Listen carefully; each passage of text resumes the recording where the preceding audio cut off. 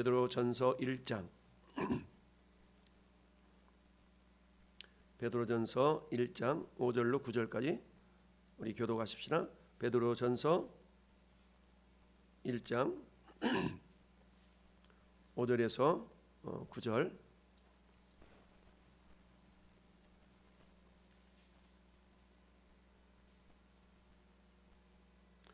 다시 말합시다. 베드로 전서 1장 5절로 9절 교독합니다. 너희는 말세에 나타내기로 예비하신 구원을 얻기 위하여 믿음으로 말미암아 하나님의 능력으로 보호하심을 받았느니라.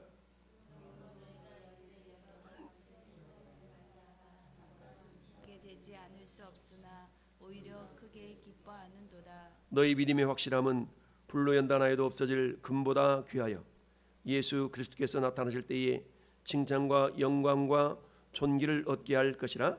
예수를 너희가 보지 못하였으나 사랑하는도다. 이제도 보지 못하나 믿고 말할 수 없는 영광스러운 즐거움으로 기뻐하니 믿음의 결국 곧 영혼의 구원을 받음이라. 아멘. 할렐루야. 사도 베드로가 베드로 전서 후서를 기록할 그 당시 종교적인 상황, 신앙적인 상황은 굉장히 기독교인들이 핍박과 박해를 받던 그런 상황이었죠. 그러다 보니까 우리가 보통 어려움을 겪게 되면 두 가지 반응을 나타내는 경우가 일반적이죠. 한 가지 반응은 원망하고 불평하고 남을 탓을 하게 되죠. 그러면서도 우리가 하나님 이게 뭡니까? 이렇게 이제 하나님을 원망하는 그런 경우가 있는데, 여러분 두 번째 경우는 뭡니까? 더욱더 하나님을 또 의지하고 바라보는 그런 모습들이 또 나타날 수가 있죠. 그래서 이 두 가지 가운데 전에 여러분들은 당연히 하나님을 더욱더 신뢰하고 의지하는 그런 모습으로 나가야 될 줄로 믿습니다. 특별히 오늘 말씀의 제목이 하나님께 칭찬받는 복. 따라합시다. 하나님께 칭찬받는 복. 네, 하나님께 칭찬받는 복이라는 제목으로 말씀을 이렇게 은혜를 나누기를 원하는데요. 여러분 우리 말 그런 말 있죠? 칭찬은 뭣도 춤추게 한다고요? 칭찬은 뭐도 칭찬은 고래도 춤추게 한다라는 말이 있죠. 그래서 칭찬하면 그 칭찬을 싫어하는 사람은 별로 없죠. 칭찬을 듣고 또 위로가 되고 힘을 얻는 경우가 많이 있습니다. 아까 우리 기도했던 4명의 사람 가운데 오늘 한 젊은이, 이분이 박근영 씨라는 분을 아까 한참 얘기를 나눴었는데, 이분이 부모님은 청주에서 신앙생활을 잘 하고 계시는 부모님이신데 아직 미혼인데 40대 초반인 것 같아요. 근데 평택에 온 지는 2년 됐는데 신앙생활을 하지 않는다.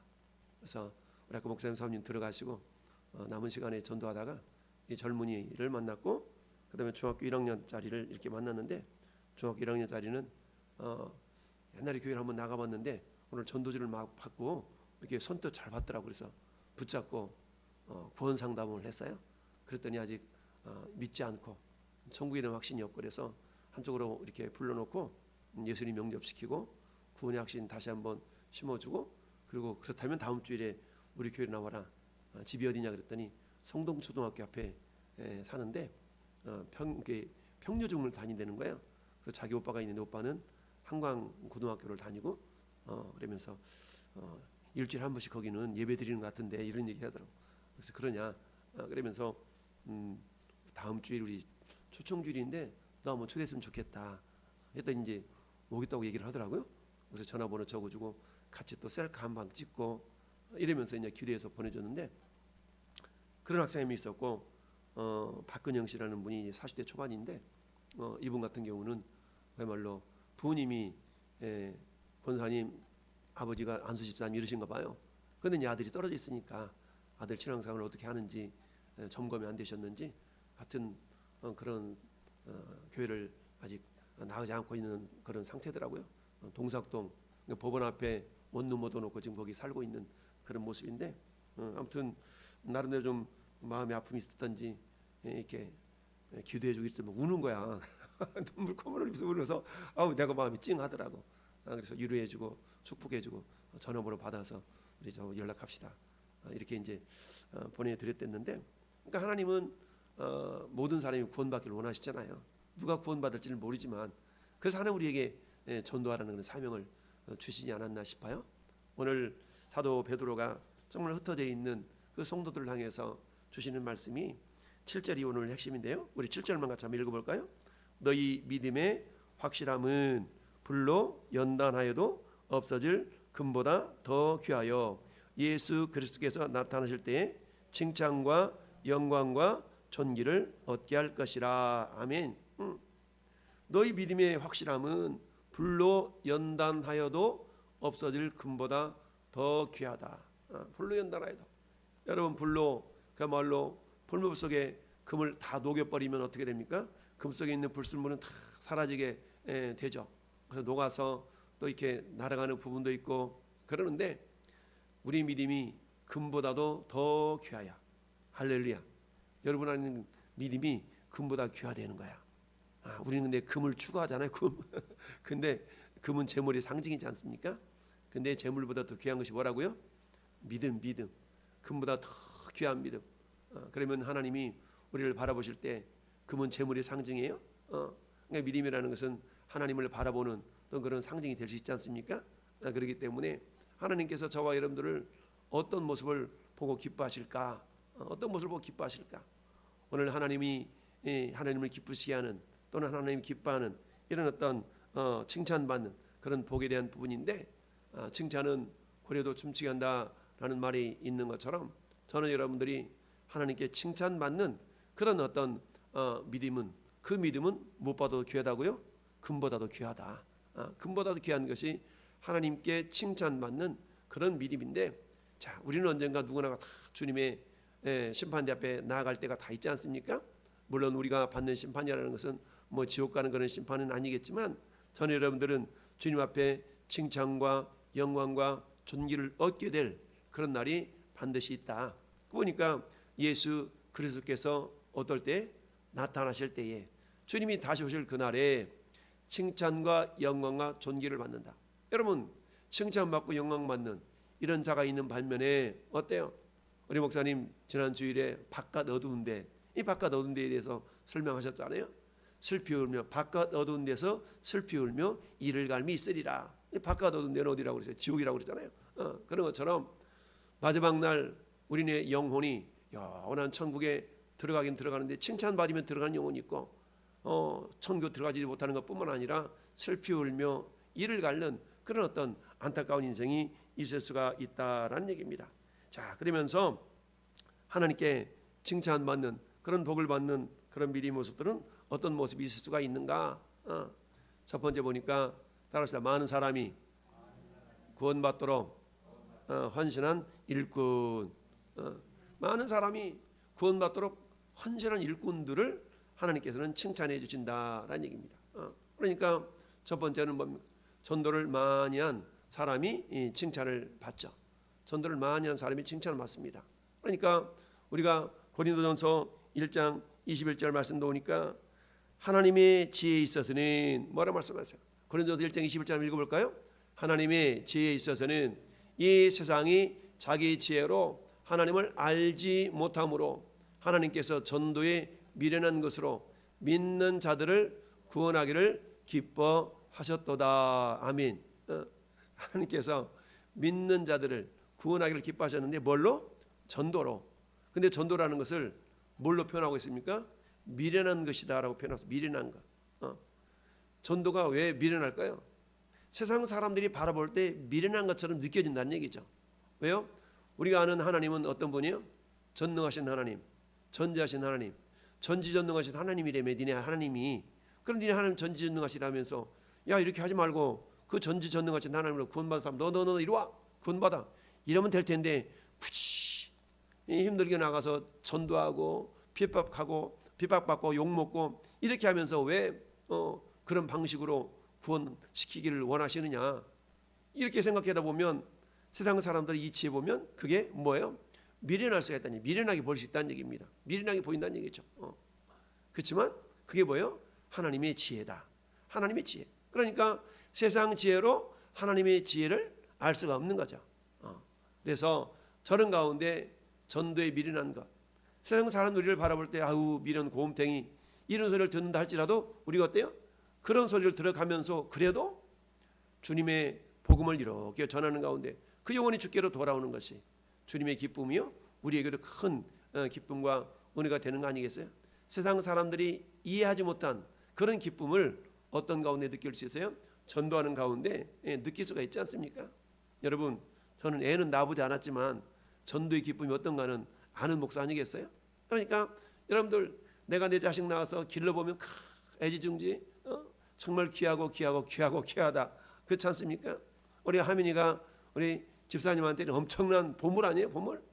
물론 조 목사님한테도 보물이지 손주 사랑 아버지 사랑보다 더 할아버지 사랑이 더 클 수가 있잖아요. 그처럼 귀한 사랑인데 근데 그런 사랑을 어때요? 우리가 내 혈육이 태어나는 사랑도 사랑이지만 우리가 전도해서 한 영혼이 주 앞에 돌아오는 그 기쁨이라는 것은 전도해본 사람이 알잖아요. 배 아파서 애 낳고 길러본 사람이 그 기쁨을 아는 것 똑같지 않습니까? 그렇기 때문에 세상 사람들은 미련하다고 여길지라도 우리는 그게 뭐예요? 하나님 앞에 기쁨을 올려드리는 것이요 내가 기쁨을 누리는 그런 모습이다라는 얘기입니다. 다니엘서를 통해서 우리 하나님은 또 뭐라고 말씀하셔요? 다니엘 12장 3절 읽어볼까요? 시작. 지혜 있는 자는 궁창의 빛과 같이 빛날 것이요 많은 사람을 옳은 대로 돌아오게 한 자는 별과 같이 영원토록 빛나리라. 아멘. 많은 사람을 옳은 대로 돌아오게 한 자. 여러분, 많은 사람을 옳은 대로 돌아오게 한다는 얘기는 뭐예요? 예수 믿고 하나님께로 돌아오게 한 자라는 그런 의미가 되겠죠. 그러니까 그런 자들은 뭐예요? 하늘의 별과 같이 영원토록 비춘다라는 얘기니까 결국 뭡니까? 전도 많이 하는 그런 사람들을 하나님께서는 뭐 하신다? 기뻐하신다라는 얘기죠. 뿐만 아니라 칭찬하신다는 얘기죠. 두 번째는 뭡니까? 목자의 사명을 감당한 사람이 칭찬을 받는다. 여러분 그 목자뿐만 아니라 우리는 어떻습니까? 때로는 목자 또는 구역장 또는 교사 또는 이런 어떤 책임 있는 그런 위치에 있는 우리 성도들을 말할 수가 있겠죠. 그런 사명을 잘 감당한 사람들이 칭찬을 받는다라는 얘기입니다. 여러분 사도 바울은 그 말년에 그 인생을 세 단어로 표현했다고 그랬죠. 나는 선한 싸움 싸우고 둘째 달려갈 길 마치고 셋째 믿음을 지켰다. 이게 사도 바울의 사역의 전체적인 요약 아니겠습니까? 나는 그야말로 선한 싸움 싸웠다는 얘기죠. 치고받고 하는 그런 싸움이 아니라 첫째는 자신과의 싸움이었을 게고 두 번째는 어때? 영적인 그런 사단과의 싸움이 있겠죠. 선한 싸움을 싸우고 그 다음에 어때요? 달려갈 길 마치고 그 신앙의 여정 자체가 마치 마라톤 하는 것처럼 달려가는 인생이었다는 얘기입니다. 걸어가는 인생이 아니라 달려가는 인생. 여러분 우리가 달려가면 달려갈수록 우리 옆을 쳐다볼 겨를이 없죠. 차량을 운전하고 가는 과정도 마찬가지 아닙니까? 운전하는데 스피드가 나면 날수록 속도가 높아지면 높아질수록 우리 시야가 좁아지잖아요. 시야가 좁아진다는 얘기는 뭐예요? 옆을 돌아볼 겨를이 없죠. 이게 차가 빨리 가다 보니까 그런 것처럼 사도 바울이 나는 선한 싸움 싸우고 달려갈 길 마쳤다. 이 사도 바울의 신앙의 여정이 달려가는 길이었다는 그런 의미는 어떤 의미예요? 한눈 파는 신앙이 아니었다는 얘기죠. 그야말로 옆을 되돌아볼 수 없는 오직 예수 그리스도를 표대 삼는 그런 신앙을 가졌다라는 의미가 되겠죠. 사도 베드로는 베드로전서 5장 4절에 그렇게 표현하고 있지 않습니까? 5장 4절에 맡은 자들에게 주장하는 자세를 하지 말고 약물이 본이 되라. 그리하면 목자장이 나타나실 때에 시들지 아니하는 영광의 관을 받으리라. 여러분 시들지 않은 영광의 관을 얻으리라. 그러니까 목자장이 나타날 때 그런 목자장이라는 것은 뭐가 있다는 얘기예요? 목자가 있다는 얘기죠. 목자의 장이 예수님이니까 우리는 목자 각자의 목자의 역할이 있다는 얘기예요. 목자가 있다는 얘기 뭡니까? 목자가 있으면 뭐가 있어요? 기르는 양이 있겠죠. 그렇죠? 목자가 있다는 얘기는 목자원들을 양으로 표현한다 그러면 양이 있는 겁니다. 그렇기 때문에 그 양들을 어떻게 해요?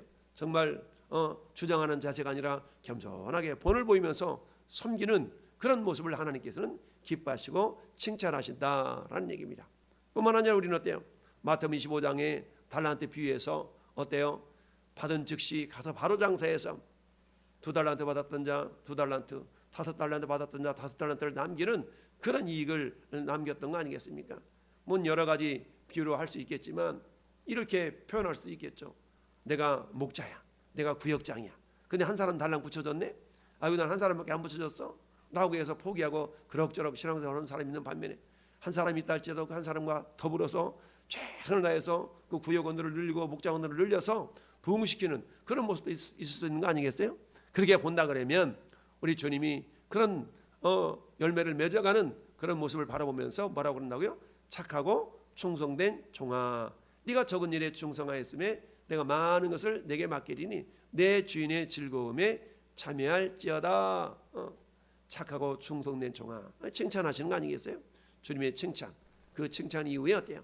주님이 더 많은 것으로 채워주시는 것뿐만 아니라, 맡기시는 것뿐만 아니라 주님의 기쁨이 내 기쁨이요 주님의 즐거움이 내 즐거움이 된다라는 얘기죠. 여러분, 세 번째는 뭡니까? 교회를 세운 사람이 칭찬을 받는다. 뭐 건축하라는 그런 의미가 아니죠. 교회를 세워나간다는 얘기는 뭡니까? 교회는 사람이기 때문에 결국 뭡니까? 사도 바울은 사도 베드로의 신앙 고백 이후에 교회를 세웠던 거 아니겠어요? 얘들아, 사람들이 나를 누구라 그러디?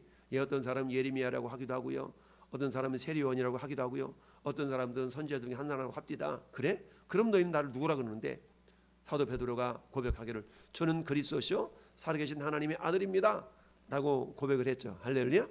이런 고백을 통해서 주님이 기뻐하시면서, 야, 너는 베드로라, 이 반석에 내 교회를 세우리니 음부의 권세가 이기지 못하리라 라고 주님이 베드로를 칭찬하시면서, 바요나 시몬아, 네가 복이 있도다. 이것을 알게 하니는 혈육이 아니로 하늘에 계신 내 아버지다 라고 하시면서 이 믿음의 고백에 교회를 세우시겠다라고 칭찬하셨던 걸 보게 되죠.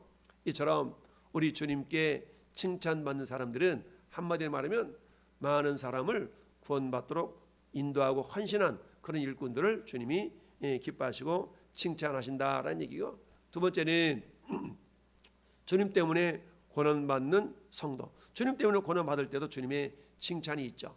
첫 번째는 하나님을 믿는 일로 핍박받으면 칭찬이 있다라는 얘기죠.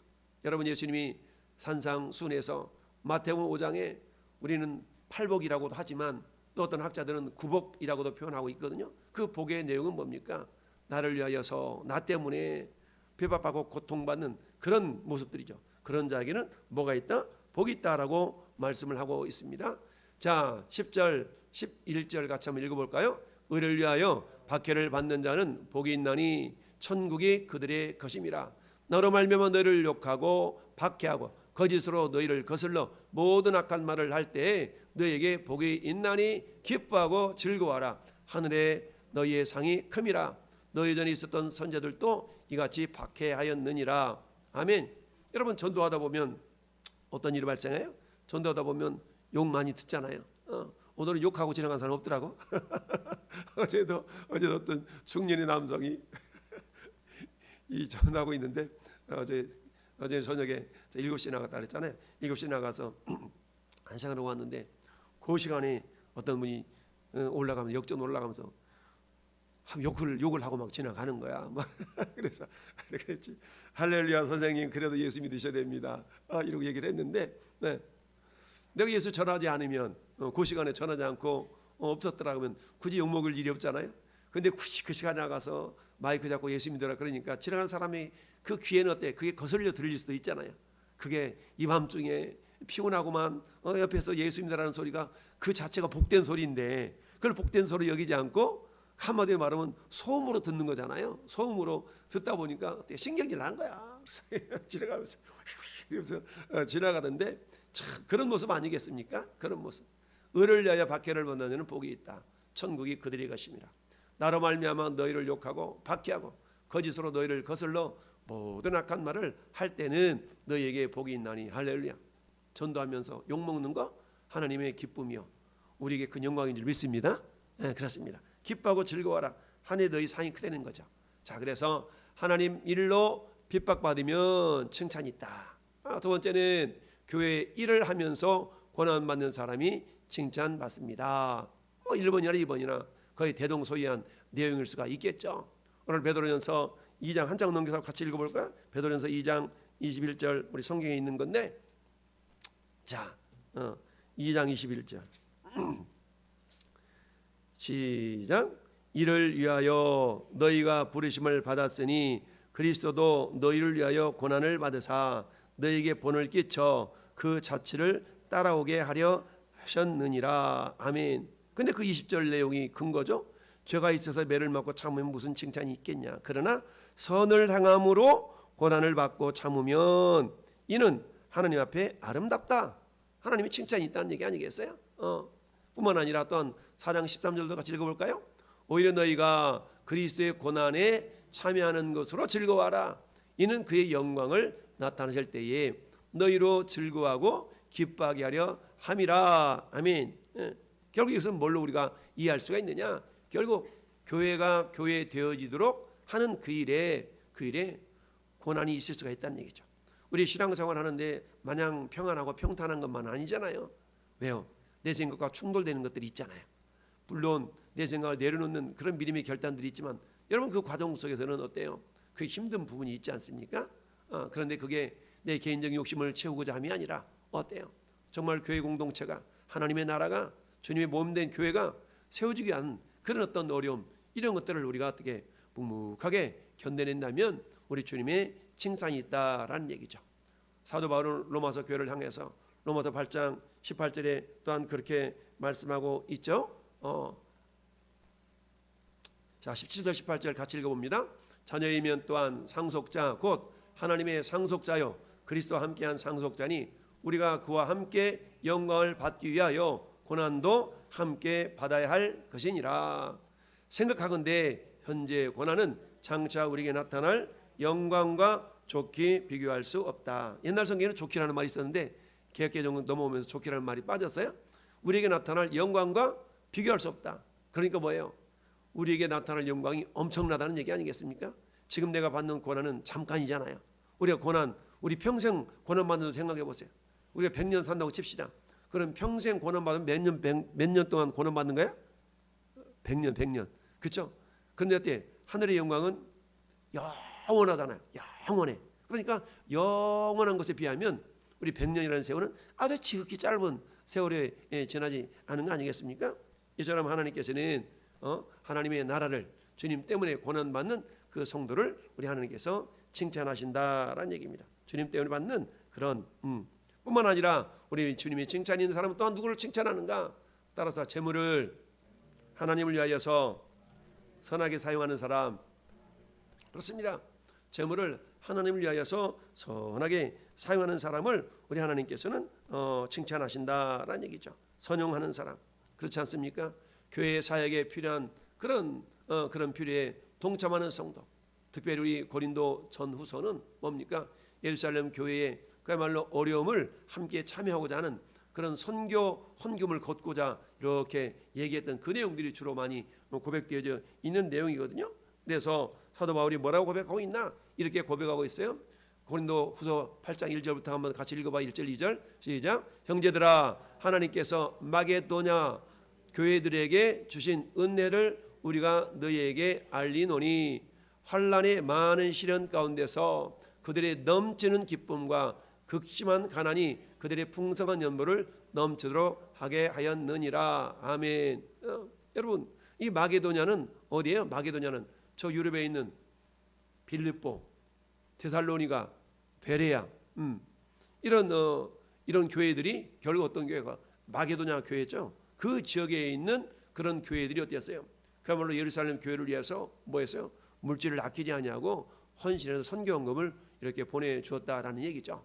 고린도후서 9장 13절을 보니까 이 증무로 증거를 삼아 너희가 그리스도의 복음을 진실이 믿고 복종하는 것과 그들과 모든 사람을 섬기는 너희의 후한 연보로 말미암아 하나님께 영광을 돌리고. 그러니까 이 직무로 말할 때 그 직무라는 것은 예물 드림을 그렇게 표현하고 있거든요. 그러니까 예루살렘 교회의 어려움을 함께 참여하는 데 있어서 내가 여유가 있어서 참여하는 것이 아니라 어때요? 어려운 가운데에서도 그 예루살렘 교회를 통해서 구원을 받았잖아요.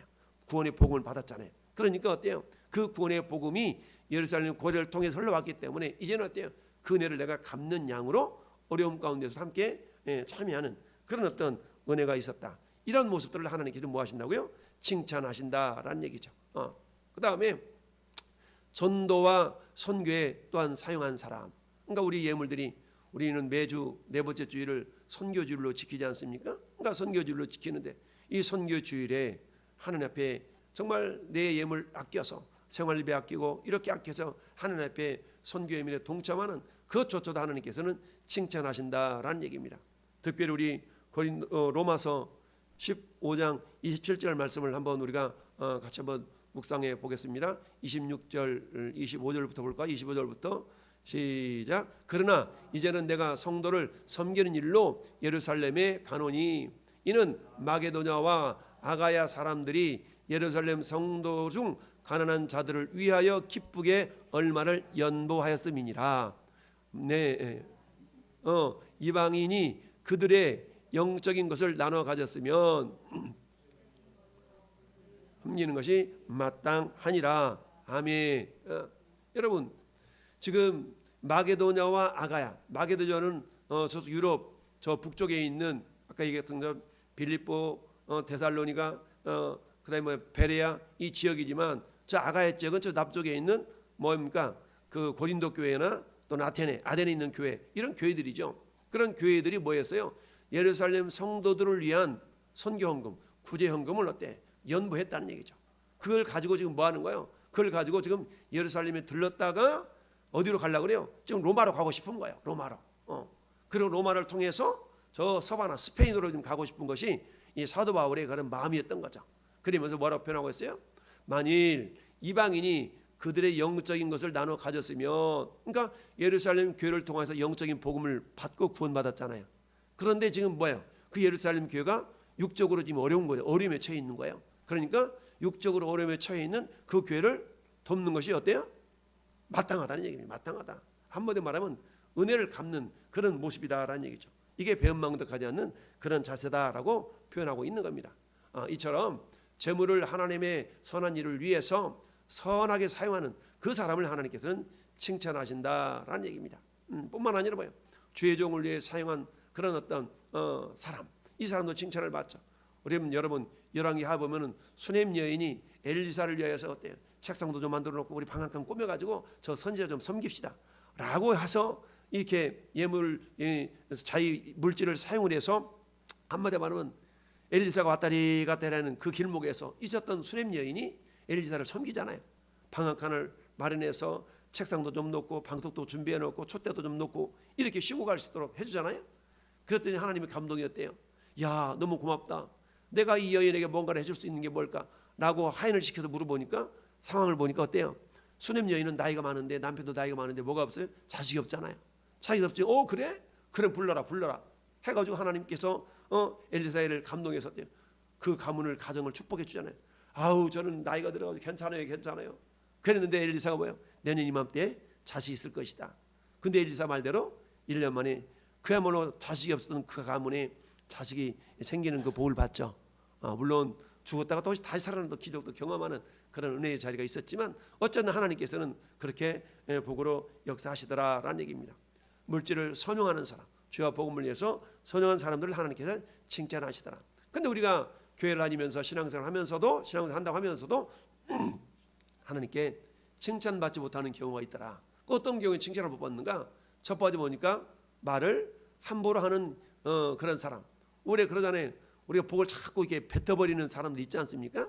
성경은 죽고 사는 거 혀의 권세에 달렸다 그러는데 말을 막 함부로 해가지고 복을 뱉어버리는 사람이 있는데 사도 베드로가 이렇게 얘기하고 있어요. 베드로전서 3장 10절에 그러므로 생명을 사랑하고 좋은 날 보기를 원하는 자는 혀를 뭐하고? 금하고 악한 말을 그치며 그 입술로 거짓말을 하지 말아라. 악한 말, 그 다음에 거짓말 이런 것들 금하라는 얘기죠. 그럼 우리가 어떤 말을 해야 될까요? 믿음의 말, 축복의 말을 해줄 수 있어야 되겠죠.